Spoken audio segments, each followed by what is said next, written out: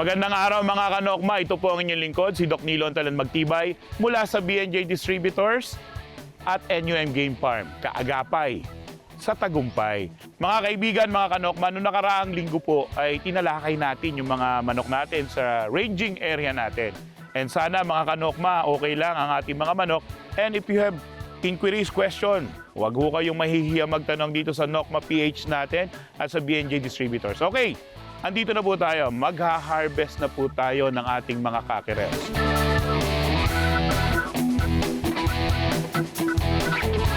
Ngayong panahong ito, kasalukuyan nag-harvest na tayo ng mga national natin, yung mga local nating ibang natira, and of course, nagre-range pa tayo ng mga late born natin.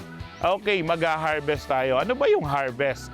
Ito yung kukunin na natin or uunahin natin kasi mga kanokma, marami hong pamamaraan ang iba't ibang mga breeders, Luzon, Visayas at Mindanao, no?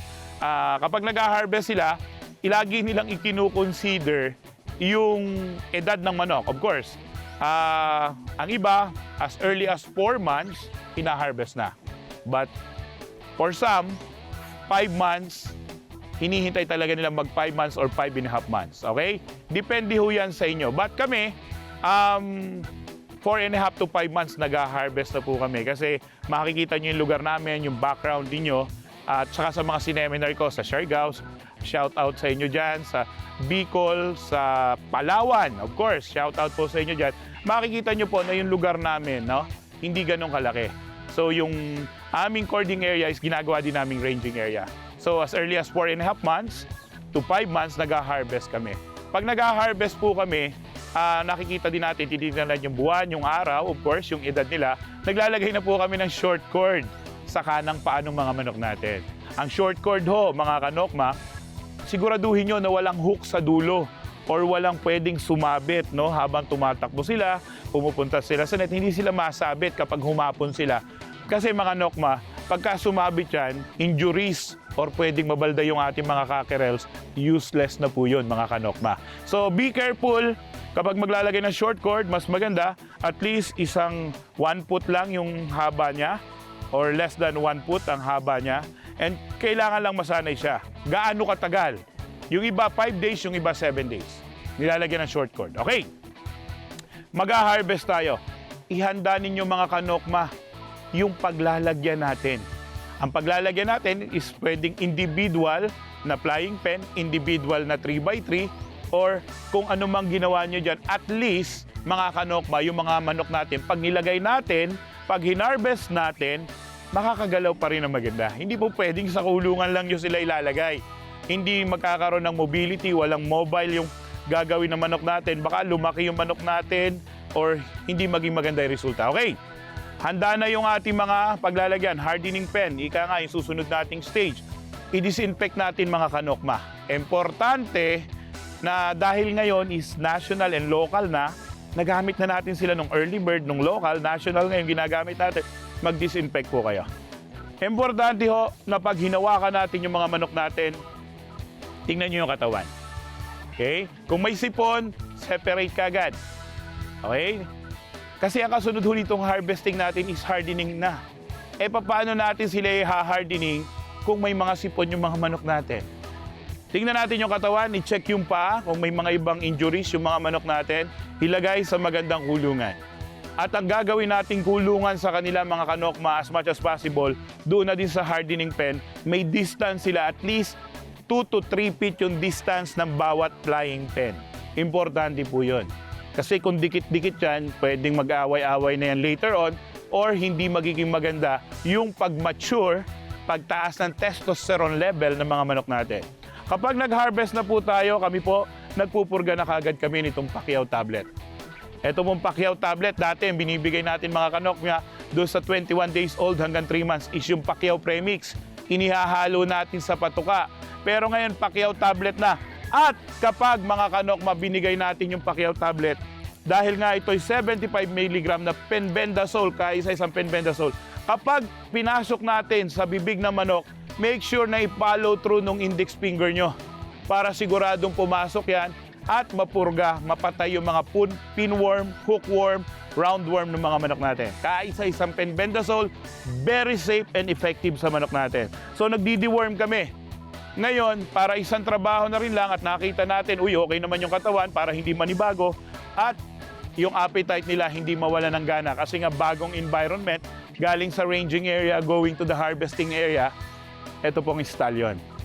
0.25 to 0.3 cc lang muna po ang ibibigay natin sa kanila sa edad na 4.5, 5 months or 5.5 months. Makikita natin after 24 hours, wow, lalong pumula yung mukha ng manok natin, yung appetite, yung gana ng pagkain nandyan. Okay? Ito ho yung stallion. Available po ito 10 ml at 100 ml. Ngayon, bakit may Voltron ka dyan, Doc? Kung seminar mo sa Palawan, sa Bicol at sa Siargao, inintroduce mo yung Voltron. Of course, itong Voltron na ito ay ina-alternate ko dito sa stallion every 15 days. 0.25 after 15 days, itong Voltron. Because it is a B complex with vitamin C. Eto ba naman, pabago-bago yung weather natin mga kanokma. Ulan, init, malakas yung hangin. Para yung immune system at resistensya nila, nandun pa rin yung pagtaas ng resistensya. At yung B complex, para matunaw nilang mabuti yung protina at carbohydrates na pinapakain natin sa kanila. Yun po ang function ng B complex. Kaya both injectable na binibigay natin, Stallion and Voltron, ay pareho makakatulong para sa tamang digestion at absorption ng mga bituka na manok natin doon sa mga binigay nating pagkain. Ngayon, importante din na kapag nilagay natin sila, tingnan natin yung mata, yung postura nila, ano ba nangyari, napalo ba ito? At wag na wag po ninyong pababayaan. Kasi pag nag-harvest tayo, Doc, wala pa akong 5 months pero meron na mamalo na sa loob ng ranging area namin. Ako po, para sa akin, kunin nyo na po yung namamalong yon. Kasi hindi na po ordinaryo ngayon ang mga breeding ninyo, mga breeding ng mga breeders ngayon, sapagkat sobrang lalakas na ng mga manok ngayon. 1-2 palo pwede pong mabalda or ma-injured yung mga baby stags natin. And sayang, wala na hong mangyayari doon pag nabalda na yan. And ito, babago-bago yung panahon. Okay? Hindi naman lagi nag-i-inject tayo kasi every 15 days. Sa tubig, nagbibigay tayo itong napakagandang Vitacing. Ito ang Vitacing na to, siguro nakikita naman nyo sa post namin sa BNJ, of course dito sa atin sa Nokma PH, sa mga kasama ko sa Stallion Squad, sa mga kasama ko sa BNJ, ito yun. Ito yung effervescent tablet natin, multivitamins plus zinc. Talaga namang napakaganda to boost the immune system, to increase the resistance, yung appetite nila kahit umulan, uminit, tumatakbo ho sila dyan. After vaccination, napakaganda rin ho. Ito ho yun. Available ho ito, isang tube nito, 10 tableta. At yung tableta, para po sa 4 na litrong tubig natin. Okay? So ano pa ba? Kung meron ho kayong mga katanungan, mga kanokma, huwag ho kayong mahihiyang magpadala ng inyong mga katanungan dito sa Nokma PH, sa BNJ Distributors, and of course, kay Nilo Magtibay. So sana ho ngayong umagang ito ay nakapaghatid sa inyo ng kaunting kaalaman na may kabuluhan sa ating pagmamanukan. Muli po, ito si Doc Nilo Antalan Magtibay, ang inyong lingkod mula sa BNJ Distributors at NUM Game Farm.